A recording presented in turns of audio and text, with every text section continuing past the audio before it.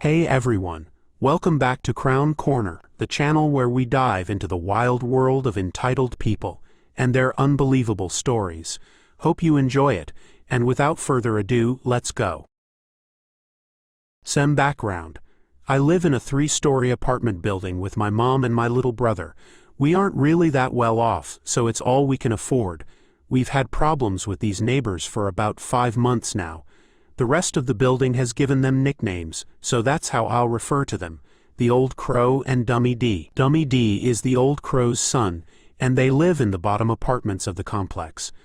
Dummy D has a stack of charges under his belt, from threats of assault to saying he was going to hurt and do horrid things to one of my neighbors. He screams for no reason, scares the children of the complex, and has also avoided paying rent for over 7 months, and none of us know how. I have many stories about them, but this one finally broke me in ways I didn't know I could be broken. It's a bit of a long read, so buckle up. It was a pretty normal day. I had just gotten out of school and had to take out some trash. My cat Kiki wanted to go out too. He's a good boy and never normally runs off, and he comes inside when told, just like a dog. So I brought out the trash with Kiki and let him stay out for a bit longer, just sniffing around. Having nothing to do, I tread around in the fresher snow, leaving some footprints. This patch of snow is around 5 feet away from the Old Crow's window. I had no intention of bothering her, so I kept my head down and crunched some snow. Kiki finished sniffing and walked back inside with me close behind. As soon as I walked into the building, I heard the Old Crow yelling about something. I couldn't quite make it out, except for my mom's name. Putting 2 and 2 together, I assumed she was upset that I was even near her window. I let my cat into my apartment and went over to my next-door neighbor's place, where my mom and the lady who lived there were talking. I told them the Old Crow was upset, and we all just laughed it off, thinking there wasn't much she could do, or so we assumed. After a bit of chatting, we heard a loud bang like gunshots coming from out back. My mom told me to look out my window to see what it was. I did but couldn't see anything, so I decided to swallow my fear and go out to see for myself.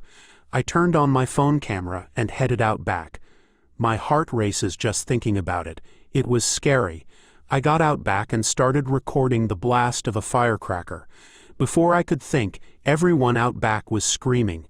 The Old Crow was yelling, calling me names, and Dummy D was still setting off firecrackers. Now, I'm never someone to lose my temper, but after months of keeping my mouth shut, letting everyone fear these people, letting kids cry and not wanting to leave their apartments, I let loose. I started screaming at them, telling them to act like adults. It was a full-blown shouting match. My voice still hurts, and I can still hear the ringing in my ears. My mom heard the yelling and came down. Now it was a 4-way scream-off between a high schooler, his mom, an old batty woman, and her violent son. Firecrackers were still going off in the background. Finally, the cops were called, and my mom dragged me upstairs. I stopped the recording. It was 7 minutes long. I ended up calling a friend and just breaking down. My anxiety was through the roof and my brain was in shambles. I needed to let out the fear I had swallowed. After the quick call, the cops arrived, asking for info about the situation. I told them and showed the video. I can still hear Dummy D screaming at an officer and the Old Crow crying crocodile tears, trying to convince the officers that they were the victims. It still makes me mad. The cop walked away to converse with other officers, all of whom had been here before. They knew about Dummy D and the Old Crow. After what felt like ages, the cop came back and stated that possession of firecrackers is illegal without signed permission. Dummy D had no permission, so the cops took him away. Me, my mom, and my neighbor just stood in the hall, not understanding how all this happened. After all these months, the pain, the PTSD, the everything, it was a really terrible experience. In high school, I worked as a figure skating coach. I've been a competitive skater since I was 4, and anyone can become a coach as long as they pass certification from the U.S. Figure Skating Association and get a background check. This happened a couple of months after I first started teaching. The rink I worked at hosted summer group lessons meant to teach beginner skaters, aged 4 to 12, the basics of skating. Classes in the summer were split depending on age and skill level. I was teaching a group of 6 to 10-year-olds, but before class officially started, all the coaches were supposed to help the newest and youngest skaters get onto the ice safely. There was one 5-year-old already making a fuss, and his mom was nearly shoving him in her attempts to get him to step onto the ice. The coach in charge of his class waved me and the other coaches off, saying she could handle it.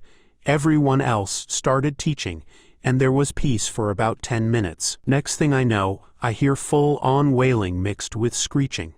I turned from teaching my class to see the 5-year-old having a tantrum on the ice. Most likely he'd just fallen, but he wasn't letting the coach help him up. Instead, he resorted to trying to kick anyone who came near him. One of the other coaches went to help, and the two of them managed to get this kid up from the ice. Unfortunately, this kid ended up kicking both coaches. For those unfamiliar with skates, the blades have toe picks at the front, which are basically little spikes. Very painful if they hit you. These two coaches were trying not to drop the kid while hauling him off the ice, both with holes in their skating pants and blood visibly showing through. Entitled Mother Karen came running into the rink, and this kid immediately started stomping around on the ground, still screaming and crying. My supervisor was trying to calm Karen down from what I could see, but all I heard was the mother screeching that her son didn't have enough attention, and she paid for him to learn how to skate. It was unfair to take him off the ice, etc. My rink's policy is that no matter who you are, child or adult, if you assault any employee, you are banned from skating there again. The supervisor informed Karen of this, and after more arguing, she finally took her child and tried to leave. Except this kid now didn't want to leave, and he ended up kicking his own mother in the shins with his skates and then kicking the metal frame of the rink boards. Skating blades plus metal equals almost completely irreversible damage. The supervisor finally called for backup, and a couple of police officers arrived after that. We have a sheriff's outpost near the rink, since the area surrounding the rink has a lot of traffic and people going through it. The manager of the rink came in as well, since the ruckus still hadn't died down, and told Karen she'd have to pay for property damage to replace the rental skates her son had ruined. Karen was now arguing with the manager, and the supervisor and two coaches were trying to wrestle the skates off the 5-year-old before he did more damage to property or other people. Finally, the supervisor had enough and told Karen to get out and take her son with her, and that if her son did even more damage, she would press assault charges on behalf of the two coaches. The officers gently escorted this woman out. They basically had to force her out because she was still trying to argue. After the coaches got treated for their injuries, classes finally resumed. I was honestly pretty shocked by the whole situation because I'd never encountered anything like that before. Screaming kids, yes, but not to that extreme, and definitely nothing like the mother. Thankfully, I never saw them again, and the rest of my time working at the rink was much more uneventful. I'm a United States Navy veteran, and my military occupational specialty was corpsman. For background, a corpsman usually serves as medical staff in a building, hospital, or sick bay support, depending on if assigned to a base or a ship. A few of us get called up to serve as field medics for Marines. I was one of these, and had served in Afghanistan and Iraq attached to various reconnaissance units. Despite the best efforts to ensure our safety, I lost my lower right leg during a training exercise accident in 2010. This happened after my recovery and medical discharge was completed, and I was on a Greyhound bus on my way back home. Characters: me, a seasoned ex-sailor whose mentors and senior non-commissioned officers had mouths that would make the devil blush. I will self-censor, use fake names. Entitled Mom Karen, about age 24. Jay, little troublemaker son, about age 7. Linda, little troublemaker daughter, about age 5. Peeved grandfather. So on my way home, leaving from the Greyhound station back home at 12 a.m. on July 1, 2010, I was wearing my combat boots, jean shorts, try being in the South in long pants in the dead of summer, my old unit shirt, my dog tags visible, and my Marines desert battle dress uniform hat. I first saw her when boarding the bus, and she was giving me a nasty look. Greyhound was so nice to help me as I was still using a crutch to help balance. I took a seat in the back of the bus, and the staff told me to stretch out if I wanted to. There were going to be the entitled mom's family and one other couple. When I saw her boarding, I could hear Karen declaring as loudly as she could that her dad would only be a moment, and that he was a veteran messed up by Agent Orange in Vietnam, and it takes him a little longer in the restroom. Earlier, I had talked to the guy in the smoking area. He was a vet, and we had compared tattoos and talked about how he, his unwed daughter, and her 2 kids were going to the same city I was to visit his sister for the 4th of July. Wanting to help a fellow vet, I decided to speak up and confirm it was true. Mistake number 1. When she saw me there in the 3-seater back row, and next to the travel toilet, she stormed up and demanded that I give the seat up to her and her little kids since her father was a disabled veteran. I pointed back to the rest of the empty bus and smiled.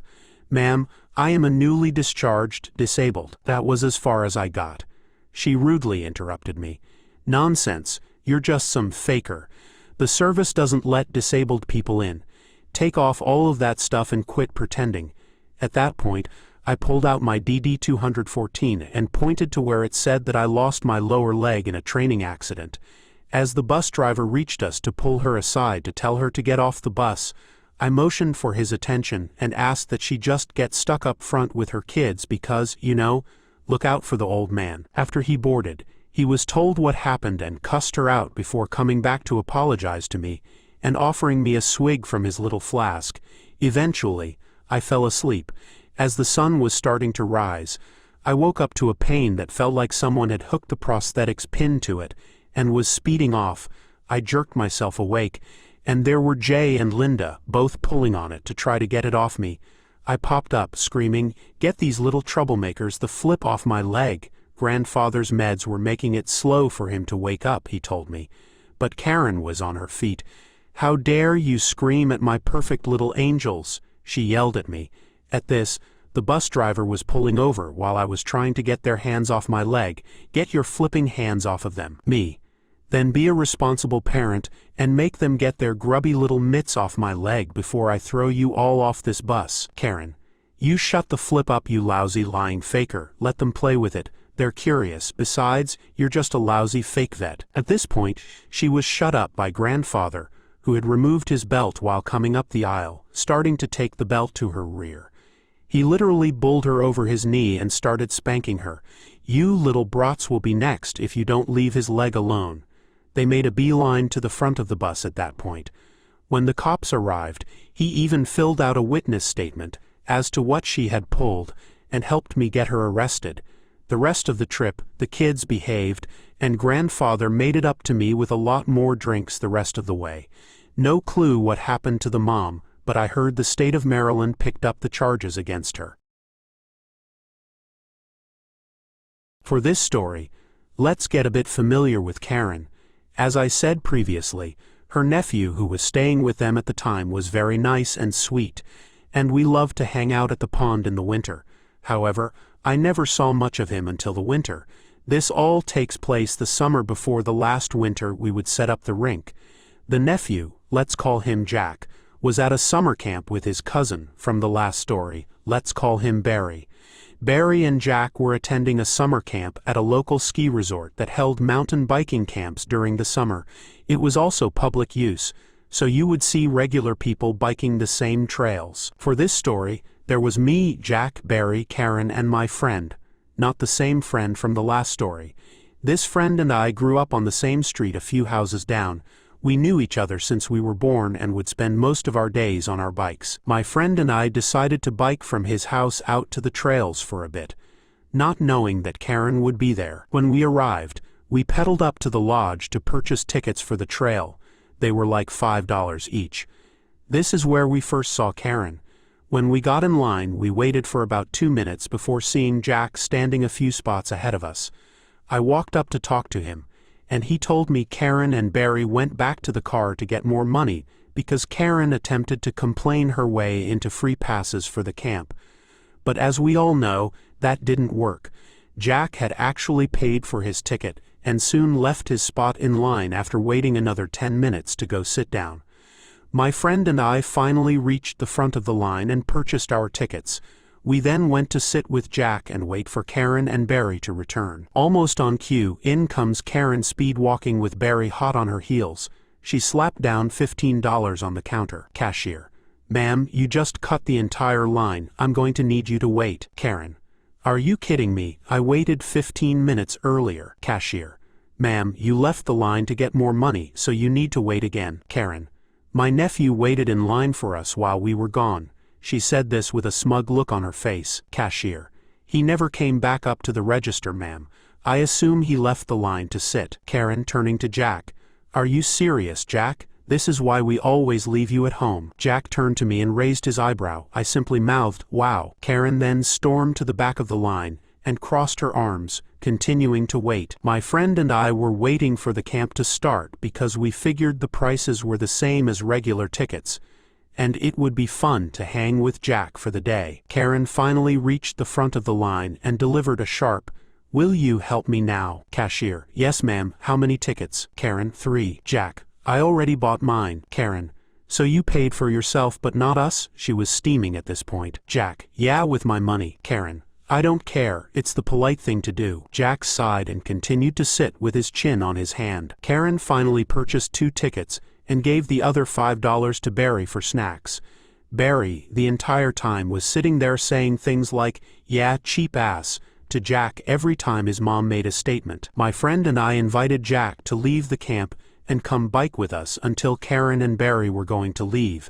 Jack gladly accepted and tagged along. We rode up the mountain and did a few trails until we ran into Karen's group. She was at the front of the pack, standing with her bike resting on a tree. Apparently that's where she crashed it, yelling at the group leader. I recognized him as the brother of one of my good friends. I had biked with him a handful of times before, and he was very good. Karen had her finger in the group leader's face. We'll call him BF for brother of friend. She was screaming at him, saying things like, "You made me crash, you idiot, I could have died," and "You shouldn't work here if you don't know what you're doing." I later learned from BF's brother that Karen had demanded to be at the front behind him because all the other kids were horrible. She was the worst mountain biker I'd ever seen. She would wobble the handlebars 50 times per minute and either never use the brakes or never let go of them. BF had slowed down, and she was going well under 5 kilometers per hour. Yet she demanded he keep moving, even though BF had to stop to make sure the group was okay and to hand around the bug repellent. Karen wouldn't stop and swerved last minute into a tree. Thank goodness she was hardly moving, or else it would have been bad. Karen demanded that BF refund her with his own money because he could have injured her. BF was much older. I was about 12 at this time, and he was about 17. He just stood up and gave a quick, "Lady, I told you to stop and you wouldn't. That's not my fault. If you have a problem, leave." So she did. To the delight of all the other group members, she sped off with Barry again on her heels. Jack said he had to follow her and leave. My friend and I decided to head back to the lodge for some lunch, so we went with him. We arrived to find Karen and Barry screaming at the same cashier, demanding a refund because BF could have injured her. Jack went up to the counter and simply stated, "That's probably not what happened, but okay." Karen glared at him before returning to the cashier and demanding that they refund her all 3 tickets, even though Jack paid for his. The cashier once again said no. She turned to my friend and me and asked what she could do for us. Karen went ballistic, demanding that BF be fired and that she be refunded for her troubles. To no avail. She turned, grabbed Barry's arm and dragged him out, barking at Jack to follow, yelling at me that I should back her up. I said, "No," and she turned to my friend and said the same thing. Karen: "I deserve a refund, you saw what happened, right?" Friend: "Nope." Karen: "Brat, give me that." She reached for his phone but missed, thankfully. Friend: "Get away from me." Barry stormed over and attempted to take the phone from him from the other side. Friend: engaged in a tug-of-war with Barry. Me: turns and shoves Barry away. Barry fell and ripped the phone from my friend's hands on the way down. But he dropped it and it landed near my feet, so I picked it up and sprinted a few feet away. Barry yelled at me, calling me names. I laughed in his face. My friend and I got up and Jack apologized to us. I'm not very physical, and I had no intention of knocking Barry over, but he fell, so whatever. Jack walked out, and Karen and Barry followed, yelling profanities at both me and my friend. We gave Jack a high five as he left. We later heard from Jack, like a month later when school started again, that Karen had vocal cord issues from screaming so much, not just from that day but in general, and couldn't speak until it healed, which took a long time. I don't understand how she keeps on playing herself this hard. She's a master of self-destruction. I am an administrator for an institution that works in the public sector. The hierarchy of this structure is slightly complicated because of the nature of the job, which involves criminal justice. I oversee around 20 employees. These employees are supervised by 4 individuals with rank for 4 different shifts. Each supervisor has another ranked, lesser person to assist them. So basically each shift has a primary and secondary supervisor. They all report to one individual who ranks beneath me, and I oversee all of them.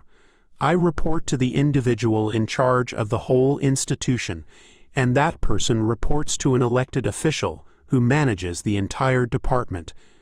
The tricky part is the department has 2 divisions, and while this elected official oversees all of it, they primarily run the other division. We have an employee who is very intelligent. However, his book knowledge is vast, but his actual experience in this line of work is minimal. He is a ranked assistant on one shift, so he works with the supervisor of one shift. He sends weekly emails complaining about all the other shifts and their errors. He writes down everything, from someone forgetting to remove trash, to someone making an error on a form, or even someone interpreting a directive differently than him. He makes it clear that his way is the correct way, and anyone not doing things his way should be reprimanded. He shouts accountability constantly, or sends condescending emails after a directive is put in place, usually because someone made a mistake, and advises me to speak directly with the individual that caused this change. Otherwise, they won't have a clue it's because of them, basically telling me and the head administrator how we should be doing our jobs. He targets employees, complains about them, demands demotion and accountability, and criticizes us for doing nothing about poor performance. Meanwhile, I have submitted multiple demotion requests and write-ups to HR for accountability, but the union steps in and dismisses many of them. This individual does not know or see any of this, because personnel issues are not open discussions, and it really isn't his business what discipline is put in place. It's being done. He just does not see or hear about it to protect the privacy of that employee. Recently, he has started attacking a shift supervisor on the opposite shift. Anytime something is off, he sends an email with his accusations to that supervisor, all of which turn out to not even be true or from that shift to begin with. He ranted about how he never sees the administrators, and that to run a good facility, administrators need to be visible and involved on every shift, even citing it's not that hard to come in late and stay late to speak to your employees, basically telling us how we should be doing our jobs. He wants monthly supervisor meetings instead of quarterly, because he believes this will eliminate misunderstandings of directives that the other shifts are doing wrong.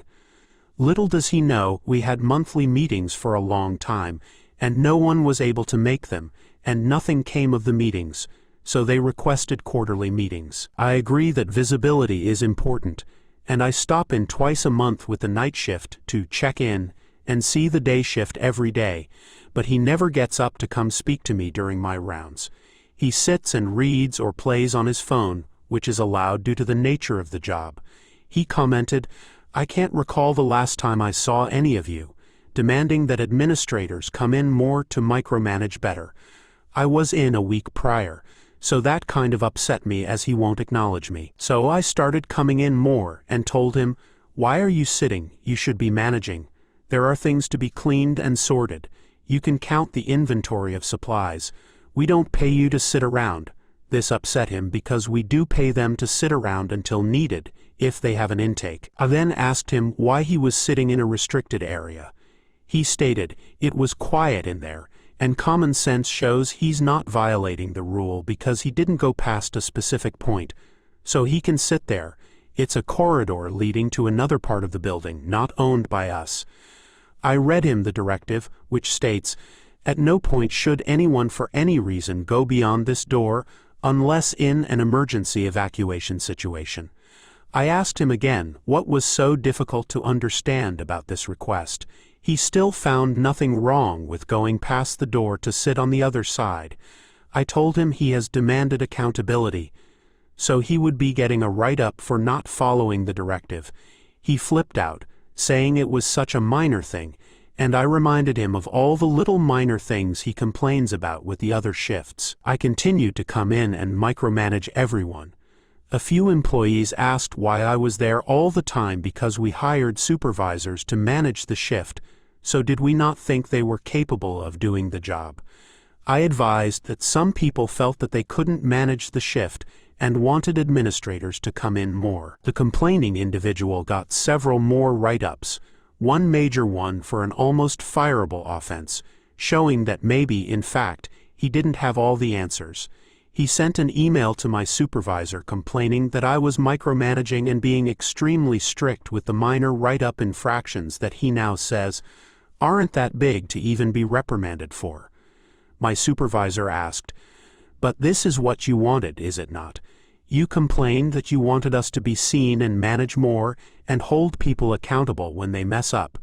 The complaining individual wanted other people written up but not himself because he was never wrong, or that's what he implied. I went back to my regular twice-a-month check-in, which is just stopping in to see how things are going on the shift. The complainer has been quiet for now, sitting inside the allowable room reading. His superiority complex will be his downfall. I remind him that the newest employees are the ones we can learn the most from, and he needs to value knowledge he can get from anyone, regardless of their experience or rank status. I'm an administrator, and I tell staff I am always learning and will continue to learn from everyone. My neighbor rents their lower suite to their adult daughter, her partner, and their child. The daughter, who I like to call Karen, has what you'd call main character syndrome. She's yelled at me multiple times to stop doing work outside, called bylaw officers on me for cutting my grass at 4 p.m. on a Saturday, and more. She also refuses to help her elderly parents with their yard work, so I usually end up cutting half their lawn and completely taking care of the area below their retaining wall. It's no big deal. It's only about a quarter the size of my front yard and flat. However, Karen continues to scream at me any time I pull out the mower or trimmer in my own yard.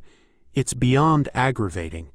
At the end of May, she lost her mind when I was mowing the lower area of the yard and screamed at me to stop, threatening to call the police. Karen: "Stop mowing right now or I'll call the police." Me: "Seriously, I'm just mowing the lawn." Karen: "I don't care, stop it." So I did exactly that. I stopped. Then I sent my neighbor a polite text explaining that her daughter was clearly distressed and had asked me to stop. From that point on, each week, I mowed only up to the property line and no further. As a result, that part of the yard has gotten really bad. Last week, Karen approached me while I was working outside. "Karen, can you start mowing our lawn again? My mom is really mad about how it looks." Me: "Sorry, it's too loud and I might get in trouble." Today, I saw Karen outside, trying to handle a huge gas mower down 9 stairs. She struggled for about 25 minutes to mow what usually takes me 3 minutes, before struggling even more to get the mower back up. The sight was almost comical. I watched from my yard, shaking my head.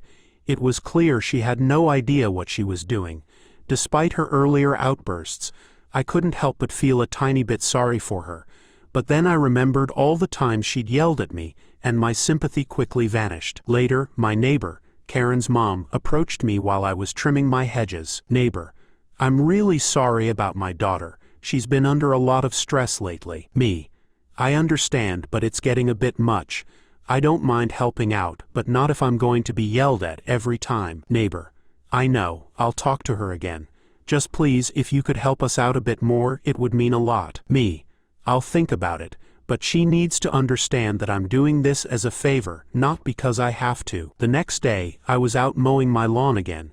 Karen came out, looking a bit more subdued this time. Karen, can we talk? Me, sure, what's up, Karen? I'm sorry for yelling at you. It's just been really stressful and I took it out on you. Can you please start mowing our lawn again? My mom is really upset. Me. I appreciate the apology, but you need to understand that this is my yard too. I'm happy to help, but you can't keep treating me like this. Karen. I get it, I'll try to be better. Can you please help out with the lawn? Me. Alright, I'll start mowing again. But if you yell at me one more time, I'm done. Got it? Karen, got it, thank you. And so I started mowing their lawn again. It felt good to help out, especially since my neighbor is such a sweet lady. But Karen knew now that she couldn't just boss me around. I was happy to help, but respect goes both ways. Let's see how long this truce lasts. I'm 18, and I've got a tough deal with my life. See, I've got PTSD from my biological dad. The memories of what he did to me when I was a kid haunt me. I don't have these flashes too often, but when they hit, they're like a nightmare. I scream, I thrash, and sometimes I just go quiet, staring into the abyss.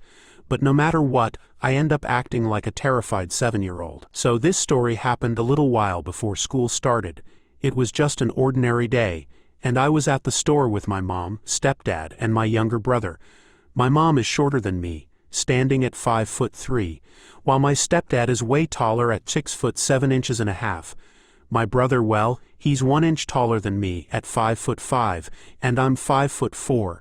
Remember these heights as they become pretty important later on. We were in the store browsing the toy section. I was eyeing some Nerf guns and dolls with movable limbs. I had this idea to try my hand at customizing dolls. Anyway, we split up to explore different parts of the store. The guys went to check out the Nerf guns. My mom wandered off to look at some water guns, and I headed to the doll aisle to find one with adjustable limbs. I found the perfect doll, the holy grail of adjustable dolls, and just as I was about to grab it, a hand grabbed my wrist. Startled, I looked over and saw a woman with her mask hanging off her ear, and next to her, there was a girl from my school. The following conversation is etched in my memory, entitled "Mother, you're too old for dolls, put it down." Me. Ma'am, I'm using the doll for customs, it's something I want to try. But she didn't listen to me. She just snatched the doll from my hand and plonked it back on the shelf. My hand got cut by the plastic on the box, but I hid it inside my sleeve, trying to make a quick exit. However, the entitled girl was blocking my path. "Give me your mask," she demanded. I tried to reason. "No, this is the only mask I have." Without a second thought, she ripped the mask from my face, tearing the earpiece and sending a long cut down my cheek with her sharp nails. The pain was excruciating, and I ended up screaming. My mind was racing, and I was having flashbacks of my bio dad, reaching for my head. The entitled mother tried to silence me by grabbing me, but then my stepdad appeared out of nowhere, and pulled her off me. I curled into my stepdad's protective embrace, trembling from fear and anxiety. The entitled mother and her girl called over some employees, making a big scene. By this time, my mom and brother had rushed over to comfort me, while a couple of security guards and an employee hurried to the scene. Guard 1, what happened here? Entitled girl, that man attacked my mom, arrest him. The entitled mother was wailing, claiming her leg was broken due to the non-existent attack. It was a complete circus. Guard 2 came over to my family and asked, "What's going on here?" Mom, "Sir, it's a misunderstanding. My boyfriend didn't hurt her." Brother, "That's right, my dad would never do that." My stepdad checked on me, asking if I was all right and if I needed to go outside. I told him I was okay, but I just needed a moment to calm down. My head was still spinning from the flashback. So I'm in my dad's arms, trying to regain my composure, as the employee and guards began piecing together what happened, just by looking at my bloody face. When they went to take the entitled mother and girl outside, the entitled girl suddenly lunged at me, grabbed my hair, and forced me to my knees. My family went berserk. They knew that me being on my knees was a big red flag. The entitled girl didn't let go and had a smirk on her face. That's when it happened. I let out a blood-curdling scream, not aware of the real world, but drowning in the flashbacks of my bio dad's cruel grip on my head. my stepdad rushed over, tore me away from the girl, and carried me outside to help me calm down. As luck would have it, there was a police car parked outside with 2 cops in it. They saw a tall, muscular man carrying a sobbing, terrified boy. Their instincts kicked in, and they rushed over, trying to arrest my stepdad. It was a chaotic scene, but my mom and brother came outside, and after explaining everything to them, and after some more investigations, the cops arrested the entitled mother. So, there you have it, a story of an entitled mom, a cruel girl, and a family that stood up for me when I needed it the most. It was a terrifying encounter, but it ended with some sort of justice. Thank you for joining us. If you enjoyed the video, don't forget to hit the like button and subscribe for more captivating stories. Share your own experiences and opinions in the comments below, and let's keep the conversation going. Until next time, stay tuned for more epic tales.